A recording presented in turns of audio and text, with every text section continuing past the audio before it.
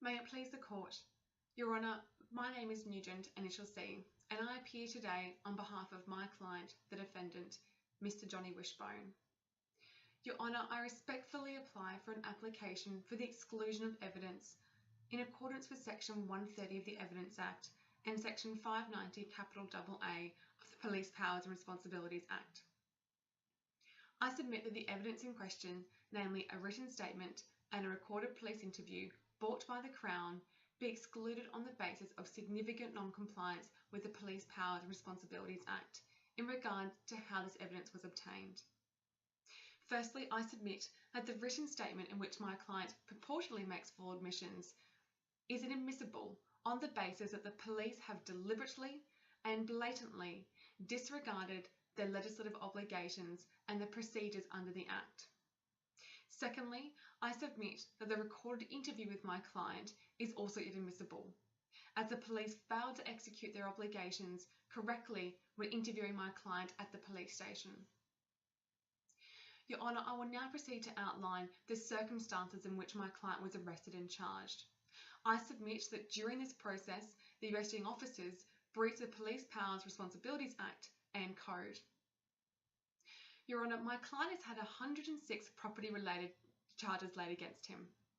He is of Torres Strait Islander descent and is considered a child under the Youth Justice Act, having been born on the 29th of June 2000. On the day of the alleged principal offences, my client was at a property in Brisbane. Police officers in plain clothes and an unmarked vehicle confronted my client, tackled him to the ground, rifled through his personal possessions, and then proceeded to arrest him. At no time did the arresting officers identify themselves as police officers. When the arresting officers did inquire to my client's age, my client identified himself as a child, stating his date of birth, which made him 15 years of age at the time of the arrest. From there, my client was led to an unmarked vehicle and driven around the suburbs of Brisbane, being questioned by officers in relation to a number of offences.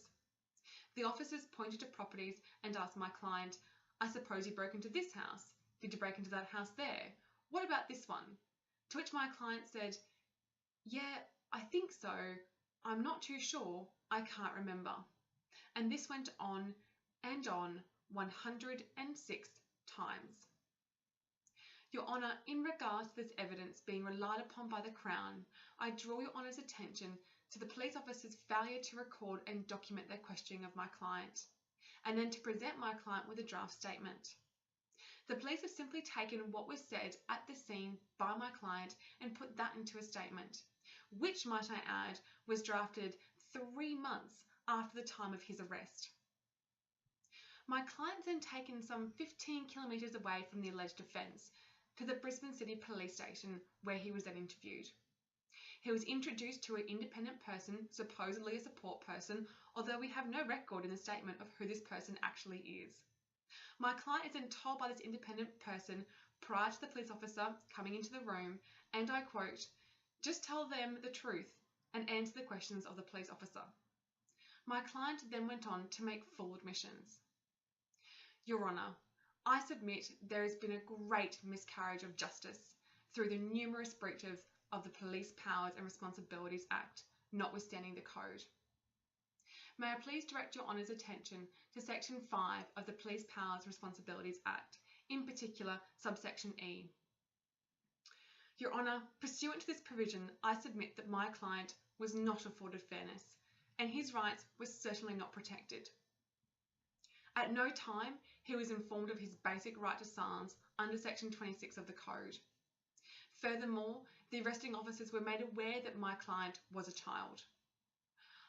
On account of this fact alone, the police officers were obligated to exercise a higher level of diligence in ensuring that my client's statutory rights as a child under the Act were protected and fulfilled. To advance this point further, we can see that Section 421, subsection 2 of the Act outlines the specific statutory requirements when questioning a child. The Act states that an officer must not question a child unless, before questioning starts, the child has been able to speak to a support person chosen by the child in which the conversation will not be overheard, and that support person is then present when the child is being questioned by the officer. Your Honour, my client was effectively taken on a driven tour of Brisbane whilst being baselessly questioned numerous times in relation to properties that he'd supposedly broken into. He was then denied the opportunity to select an independent support person of his choosing and to speak to them before being questioned by the officers. Now, it's highly conceivable that had this happened, my client may not have made full admissions. He may have been told by his support person of his choice, perhaps his mother, father, auntie or uncle, not to speak to police at all until he had legal representation. Consequently, the position my client now finds himself in today may be drastically different if this statutory requirement had actually been complied with.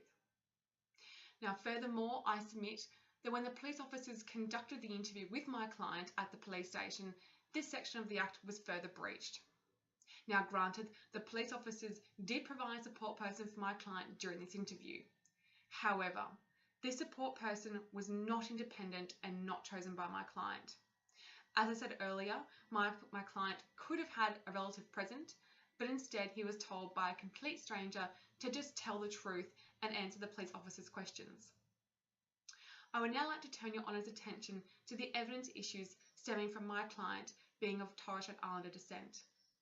Now, Section 420 of the Police Power and Responsibilities Act and Section 25 of the Code outline the standards required for questioning an Aboriginal or Torres Strait Islander person.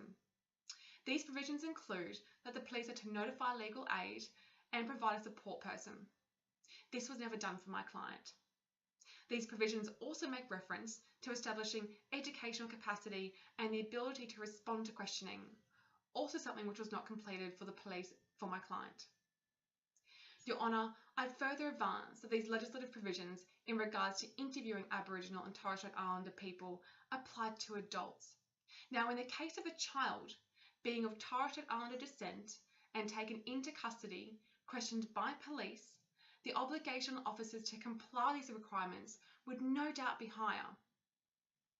Now, given the specific statutory requirements within the Act protecting a child's rights and specific legislative requirements regarding interviewing adult persons of Torres Strait Islander descent, I submit that my client, a child of Torres Strait Islander descent, being interviewed by police was not afforded compliance with these provisions.